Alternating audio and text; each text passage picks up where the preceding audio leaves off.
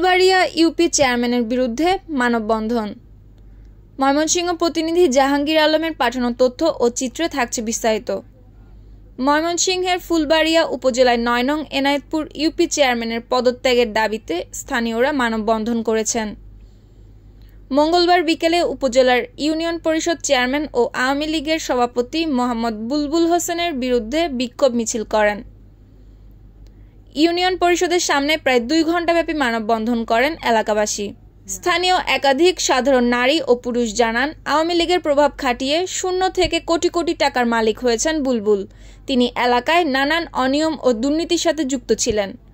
মানববন্ধনে বক্তব্য দেন সাবেক ভাইস চেয়ারম্যান আব্দুস সালাম, সাবেক ইউপি সদস্য রজব আলী, ফারজানা ইয়াসমিন, ব্যবসায়ী নয়ন আহমেদ প্রমুখ।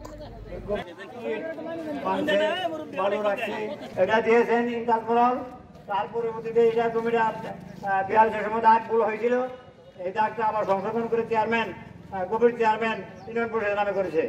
ইউনিয়ন পরিষদ জমি সে বেদখল করে রাখছে, তার বিল্ডিং উঠে রাখছে। এটা সন্ত্রাসী। বুলবুল চেয়ারম্যান সন্ত্রাসী পুরাটা ওর ভাবে। আপনি জানেন ওর ভাবে কয়েক বছর কি করতো, কি করতো?